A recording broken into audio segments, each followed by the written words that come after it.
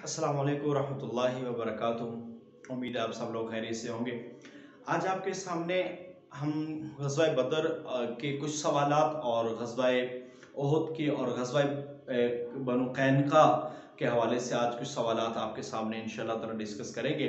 तो काइंडली हमारी वीडियो को दूसरों के साथ शेयर किया करें, हमारे चैनल न्यू होप एकेडमी को सब्सक्राइब किया करें इंशाअल्लाह ताला। इसके बाद कल एक दो चीज़ें मैंने आपके सामने डिस्कशन करनी है कि जॉब्स के हवाले से जो मुख्तलिफ डिपार्टमेंट्स में आई हैं, पंजाब यूनिवर्सिटी में आई, तो उसके हवाले से भी इंशाअल्लाह ताला मैं आपको मुकम्मल रहनुमाई मैं इंशाअल्लाह ताला प्रोवाइड करने की कोशिश करूँगा। तो आइए सुनते हैं कि हम वो सवालात जो आपके पेपर में उमूमन सेलेक्ट पहले भी हुए हैं और मज़ीद भी उनके आने के चांसेस हैं। तो ग़ज़वा बदर 2 हिजरी ये मैंने बता दिया था, ग़ज़वा ओहद 3 हिजरी, ग़ज़वा बनु कैनुका ये भी 2 हिजरी के अंदर हुआ है। तो हम यहाँ पे सवालात भी डिस्कस करते जा रहे हैं कि ग़ज़वा बदर के बाद कौन से यहूदी कबीला को मदीना से जला वतन किया गया था। आपको पता है कि ग़ज़वा बनु कैनुका कबीला है, यहूदी कबीला, उनको मदीना से निकाल दिया गया था। जला वतन होता है निकाल देना। आपको पता है मिसाक़े मदीना में जब वायदा किया गया था, यहूदियों के 3 बड़े कबीले थे, कबीला बनु कुरैज़ा, कबीला बनु नज़ीर और कबीला बनु कैनुका। तो बनु कैनुका को यहाँ से जला वतन कर दिया गया था क्योंकि इन्होंने बदर में मुसलमानों का साथ नहीं दिया था। ग़ज़वा बदर में मुसलमानों के पास 70 ऊँट थे। आप सल्लल्लाहु अलैहि वसल्लम के चचा हज़रत अब्बास ग़ज़वा बदर में कैदी बन गए थे। ये याद रखना है, बदर में आपके चचा हज़रत अब्बास रज़ियल्लाहु ताला अन्हु कैदी बनकर आए थे। और जब बदर की जंग में किस सन ईस्वी में हुई, अगर ईस्वी पूछा जाए तो ये 624 ईस्वी में हुई है। किस ग़ज़वा ने तारीख़ आलम पर सबसे गहरे असरात, चूंकि बदर था और इस ग़ज़वे के बाद मुसलमानों की एक आला और एक अजीम सल्तनत कायम हो गई। बदर की फतह के बाद रसूलुल्लाह सल्लल्लाहु अलैहि वसल्लम माले गनीमत किसकी तहवील में दिया, ये याद रखने वाला। अब्दुल्ला बिन काब की तहवील में आका अलैहिस्सलाम ने माले गनीमत दिया था। ग़ज़वा सबीक़ में रसूलुल्लाह सल्लल्लाहु अलैहि वसल्लम ने कितने मुजाहिदों के साथ अबू सुफियान का पीछा किया था, ताक़ुब किया था? 200 अफराद के साथ। ग़ज़वा ओहद का पेश आता है, ग़ज़वा ओहद 7 शव्वाल 3 हिजरी। 7 शव्वाल मैंने बता दिया था आपको, 7 शव्वाल 3 हिजरी को ग़ज़वा ओहद पहाड़ के दामन में ये ग़ज़वा लड़ा गया और ये बिल्कुल उसी का, क्योंकि फौरी इंतकाम लेना चाहते थे। इससे पहले एक ग़ज़वा सबीक़ भी हुआ है जिसमें सत्तू का जिसका नाम रखा जाता है, अबू सुफियान जो आया था बदला लेने के लिए। भरत इसके बाद 3 हिजरी के अंदर जो है ग़ज़वा ओहद हुआ है, ओहद पहाड़ी के नीचे। और ओहद का मैदान मदीना से कितने मील पर फासले पर था? ये 5 मील की मुसाफत पर ओहद का मैदान था। बदर की लड़ाई के बाद मदीना में अरीस की जो चरागाह है उस पर अबू सुफियान ने हमला किया था और अरीस की चरागाह पर नबी पाक सल्लल्लाहु अलैहि वसल्लम, अबू सुफियान उसने 200 सवारों के साथ हमला किया था। फिर नबी पाक सल्लल्लाहु अलैहि वसल्लम उसके पीछे गए थे मगर वो निकल गए। ग़ज़वा बदर के 6 माह बाद सफ़वान बिन उमैया के काफ़िला तिजारत पर किसने कामयाब छापा मारा? ज़ैद बिन हारिसा रज़ियल्लाहु ताला अन्हु ने सफ़वान बिन उमैया के काफ़िला पर छापा मारा था। बदर के वक़्त बाद से निकलने वाले अबू सुफियान के काफ़िला तिजारत को कितना मुनाफा हुआ? 50,000 दिनार। यानी कि वो काफ़िला जो बदर में असल वजह बना था लड़ाई की, वो काफिला जब बचा तो उसमें से कितना मुनाफा है? 50,000 दिनार। ओहद में लश्कर कुरैश की तादाद जो है वो 3,000 थी। आपको पता मुसलमान पहले 1,000 थे, फिर अब्दुल्ला बिन उबई के 300 अफराद लेकर जब चला गया तो फिर 700 अफराद के साथ मुसलमानों ने कुरैश का मुकाबला किया। ग़ज़वा ओहद में कुरैश के रिसाले में कितने सवार थे? 200। ओहद की लश्कर में कुरैश में कितने सिपाही जरा पहुंचे? 700 अफराद थे। और ग़ज़वा ओहद में लश्कर कुरैश है, इसमें ऊंट कितने? 3,000। ओहद में इस्लामी लश्कर की तादाद आपने 700 लिखनी है, ये याद रख लेना।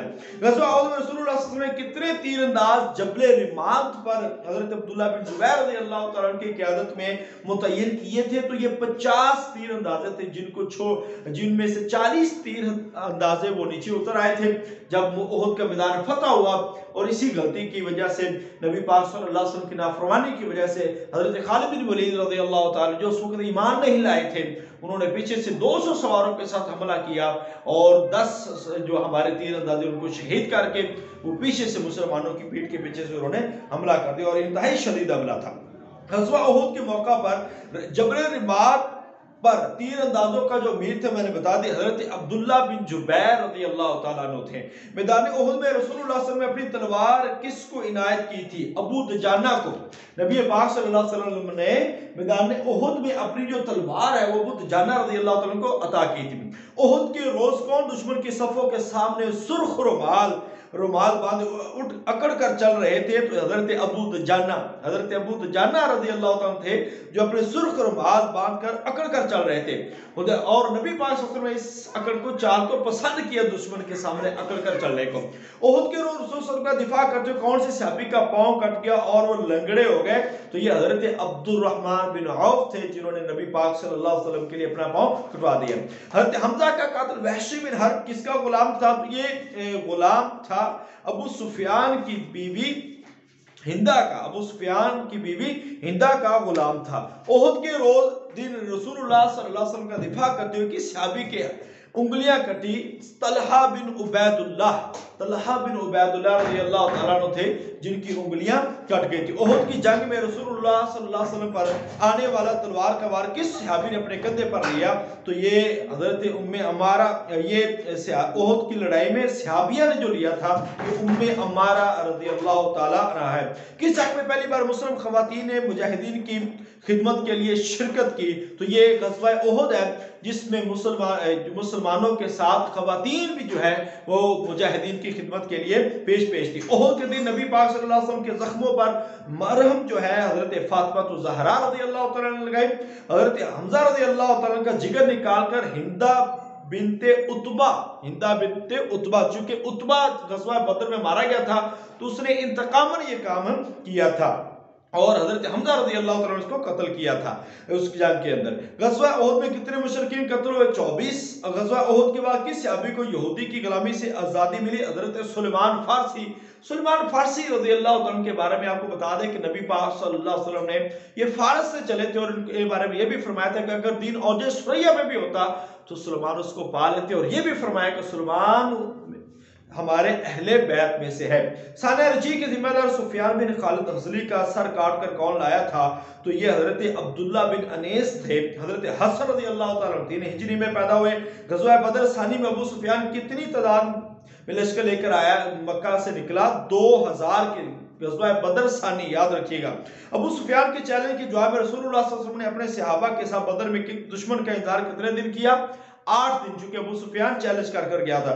बेरे मऊना के जो मुबल्लिगीन थे उनके अमीर थे मुनज़र बिन अम्र। और आखिरी सवाल है, बनु नज़ीर को मदीना से कब जिला वतन किया गया? 4 हिजरी के अंदर बनु नज़ीर को मदीना से जिला वतन किया गया। तो ये यहूदियों के वो कबाइल थे जिनको ऐसा मदीना से निकाला गया चूंकि उन्होंने उस मुआहदे की जो कि मिसाके मदीना के नाम से तय हुआ था उसकी खिलाफवर्जी की है। तो आज तकरीबन मैंने आपको 50 सवालात जो है मैंने आपको यहाँ पे आपको बताए हैं। तो काइंडली इन सवालात को बड़ी डिटेल से जो मेरे ये लेक्चर हिस्ट्री वाले डिटेल से सुनता जाएगा। इंशाअल्लाह ताला ये किताब ऐसी है और इसमें ऐसे सवालात हैं कि आपके लिए इंतहाई मुफीद है कि आप उसको बेहतरीन तरीके से याद कर सकते हैं। बाकी अल्लाह ताला आपको और मुझे कामयाब फरमाए। हमारे वीडियो को देखकर लाइक करें और हमारे चैनल को सब्सक्राइब करें, दूसरों के साथ शेयर करें, कमेंट्स लास्ट में दिया करें ताकि हम नई चीज़ें जो है उसमें से बेहतरी की कोशिश करें। ये ग़ज़वात का जो काम शुरू किया हमारे एक चैनल के सब्सक्राइबर ने हमें कहा था कि आप काइंडली ग़ज़वात पे काम करें। ग़ज़वात पे फिर मैंने किया, फिर और भी बहुत सारी चीज़ें जैसे जैसे लोग कहते हैं मैं इंशाअल्लाह तो उसी के मुताबिक वर्क करता हूँ। अल्लाह ताला आपका मेरा हमें नासर। अस्सलामु अलैकुम व रहमतुल्लाहि व बरकातुहू।